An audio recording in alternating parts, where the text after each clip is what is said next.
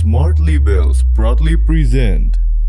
Halo Label Squad, gimana nih kabarnya? Semoga baik-baik aja ya. Gimana puasanya, lancar atau enggak? Semoga lancar, tetap semangat ya. Senang banget saya Nesya bisa nemenin Label Squad semua selama 30 menit ke depan. Dan kali ini aku gak sendirian nih, aku kedatangan tamu spesial, ada Mas Miftahudin Hanif. Halo Mas. Halo, selamat pagi. Selamat pagi. Pak, aku manggilnya apa nih? Mas Udin ya? Oh, bisa tiga-tiganya, Mas Miftah, Mas Udin, Mas Hanif Siap. bisa. Mas Udin aja ya. Monggo, nggak apa-apa. Gimana kabarnya Mas? Alhamdulillah baik, masa belum bolong. Alhamdulillah. Nah, Mas Udin ini itu salah satu siswa SMA Negeri 15 Semarang dari kelas 12 IPS 1 ya Mas? Betul. Nah, Mas Udin ini tuh angkatan kelulusan tahun 2021 berarti ya Mas? Ya, angkatan corona yang kedua, setelah angkatan yang kemarin juga kena corona.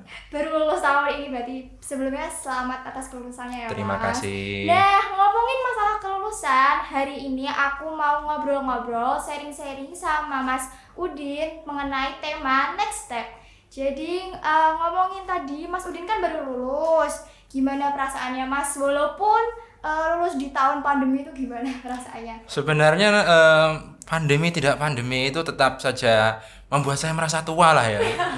Udah lulus SMA ternyata, padahal baru kemarin baru rasanya ngerasain lulus SMP Kayak cepet kan gitu gitu. ya. Oh, cepat sekali kan.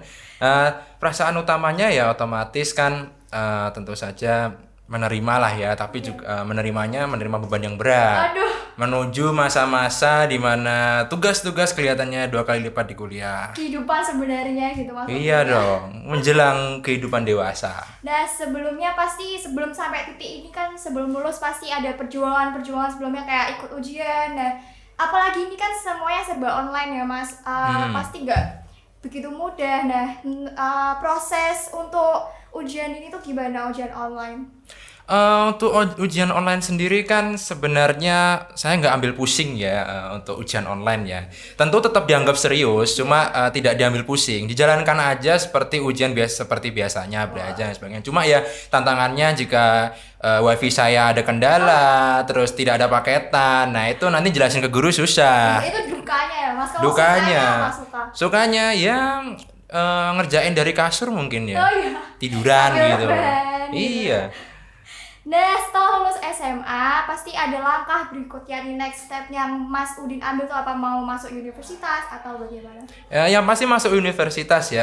Sebenarnya menuju universitas ini kan saya sendiri itu sudah melihat potensi dari SMP. Maksudnya kan mulai memilah dari SMP. Jadi kalau memilah itu, pemfokusan itu kan seperti ibarat segitiga. Jadi ada beberapa jurusan 1, 2, 3, 4, 5 jurusan yang ingin masuk ketika kuliah. Itu awalnya mungkin 5, tapi habis itu kita pelajari satu-satu, ini mempelajarinya apa atau jurusannya apa, kita cocok atau tidak, itu mulai disingkirkan satu-satu. Akhirnya mulai terfokuskan pada satu jurusan yang benar-benar cocok. Apa itu jurusannya? Kalau buat saya sendiri itu adalah hubungan internasional. Oh, hubungan internasional. Kenapa kok bisa aku mau milih hubungan internasional itu? Karena begini deh, saya ini suka banget menganalisa suatu kasus. Bukan kasus pembunuhan Conan, bukan ya. Kasus internasional. Yeah. Dan saya menyadari bahwa saya ini orangnya memang lebih cenderung ke sifat diplomatis. Jadi memang banyak yang mengendorse saya untuk masuk ilmu komunikasi, tetapi saya lebih prefer ke ilmu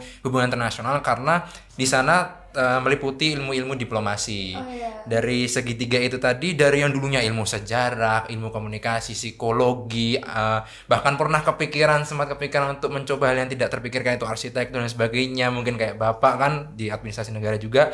Akhirnya setelah dipilah satu-satu, muncullah satu opsi utama, Yaitu hubungan internasional. hubungan internasional. Wah, ini kan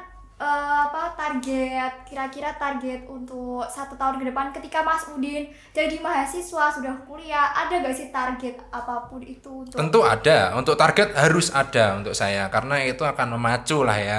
Ya, target saya untuk kuliah yang paling utama untuk 1 tahun pertama yaitu aktif dalam lomba. Oh, lomba apa itu kalau? Bisa lomba penelitian, bisa lomba pidato, bisa lomba debat. Itu hanya meneruskan apa yang saya sukai dari SMP. Mengikuti lomba-lomba. Nah, ketika itu kan target 1 tahun ke depan, ada gak sih target untuk kedepannya lagi, misalnya habis lulus aku mau jadi ini, aku mau Oke, jadi ya berarti setelah lulus ya Iya. 4 tahun ke depan atau 6 tahun ke depan kalau saya telat ya lulusnya. sampai Ya, ya kalau jarak jangka panjang, kalau saya masuk hubungan internasional ya saya berharap bisa menjadi salah satu diplomat muda Indonesia. diplomat muda Indonesia. Kenapa aku pengen kepikiran aku mau jadi diplomat? Kenapa itu? Karena rasa mewakili suatu negara, terutama negara kelahiran di kancah internasional itu kan sangat luar biasa. Apalagi saya bisa bertemu dengan banyak orang dari berbagai latar negara, latar tempat dan sebagainya. Jadi kan itu akan membuka wawasan yang lebih luas lagi. Wah, keren banget. Kan Mas Udin pengen tadi HI ya. Itu tuh termasuk emang bener-bener passionnya Mas Udin atau ada passion lain gitu, bisa diceritain? Awalnya untuk hubungan internasional itu kan saya sama jurusan itu diperkenalkan oleh almarhum bapak. Jadi diperkenalkan ini loh ada yang namanya hubungan internasional. Jadi kamu pelajari ini. Awalnya saya SMP itu kan tidak tertarik ya. Saya masih benar-benar kekeh mau sejarah, mau jadi guru sejarah mungkin atau mungkin jadi peneliti sejarah gitu ya. Tetapi setelah saya melihat berita-berita, melihat kasus-kasus, ini kok lama-lama menarik ya. Akhirnya tertarik. Wah, keren banget sih, Wah. Dan jurusan HI itu kan pasti harus bisa public speaking. Seperti itu deh. Mas Udin dulu tuh pernah gak sih merasa kesulitan dengan namanya public speaking? Misal kayak aku takut public speaking, aku malu gitu, tidak percaya diri, itu pernah gak? Bahkan sampai saat ini pun, walaupun saya berbicara, rasa malu itu pasti ada. Pasti ada. Cuma, jadi kan, saya tuh punya moto hidup seperti ini. Yaitu, ini bahasa Inggris, yaitu who dares wins. Siapa yang berani menang. Jadi beranilah dulu, lakukan, hasil lihat belakangan. Yang penting kita lakukan, kita datang, kita berusaha. Intinya di situ. Nah, boleh kasih tips atau pesan buat mungkin ibu sekolah di rumah ada yang aku takut public speaking, gimana caranya gitu? Untuk tips dari saya yaitu banyaklah berbicara pada dirimu sendiri. Bener banget. Berbicara pada diri sendiri itu akan membuat kita mengenali karakter kita dalam berbicara itu seperti apa. Kemudian ketika sudah mengenali, barulah kita membuka pada publik. Seperti itu. Bener banget. Dan harus percaya sih ya Mas, harus Percaya itu berani. untuk semua itu Iya. harus percaya kan ya. Iya. Itu tidak terlalu spesifik ya. Iya. Nah, Mas Udin itu keren banget ya, punya impian jadi diplomat muda Indonesia tuh luar biasa banget Mas. Terima kasih. Nah, kita mau flashback bentar ya Mas untuk masa-masa SMA. Ini kan Mas Udin mau lulus, jadi kita boleh cerita dari awal nih. Mas Udin kok bisa masuk SMA 15 tuh gimana ceritanya? Masuk SMA 15 ya. Jadi pilihan saya itu awalnya 3. Oh, Atau 4 ya, ada 4. Kan pasti itu dikasih kloter 4. Jadi pertama SMA 2, SMA 11, kemudian SMA 15, SMA 10. Saya masuk SMA 2, baru masuk di list online-nya, 24 jam berikutnya sudah hilang. Ya. Ketendang. SMA 11 2 hari ketendang, hilang. Habis itu di 15 stuck.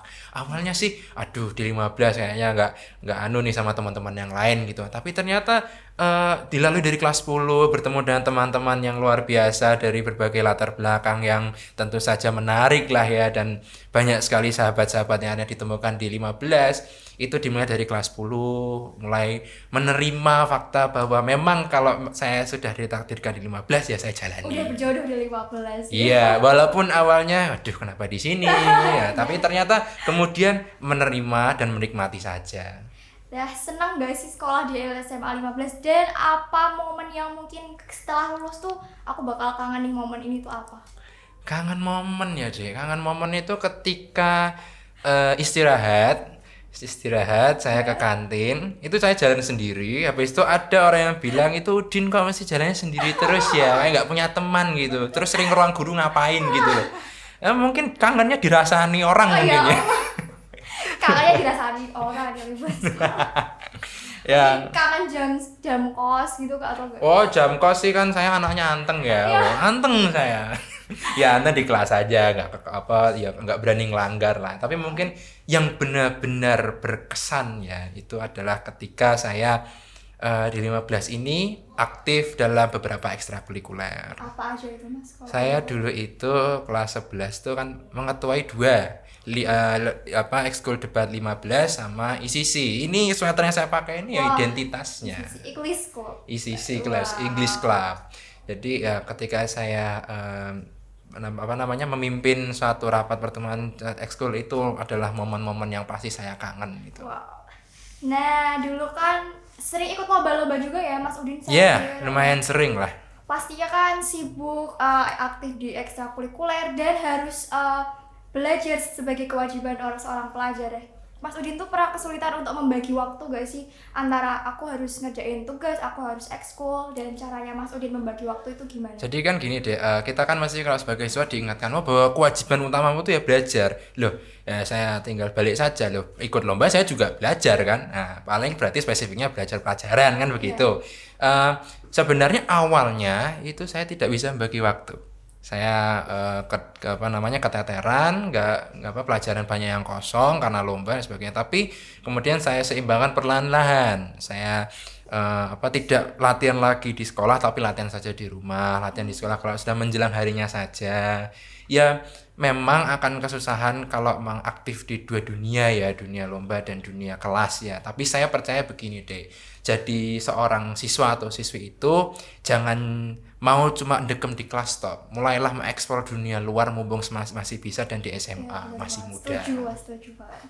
Jadi itu tadi ada sedikit pesan ya dari Mas Udin, bisa membagi waktu dengan baik. Nah, sebelum closing nih Mas Udin, mungkin Mas Udin bisa kasih Libel Squad pesan atau ada yang mau disampaikan mengenai tema next step hari ini. Apa yang harus dilakukan Libel Squad untuk ke next step gitu? Apa yang harus mereka siapkan? Gini, kita kan hidup di dunia yang internet itu sudah sangat mungkin ya. Jadi kemungkinan besar nanti podcastnya juga masuk internet kan.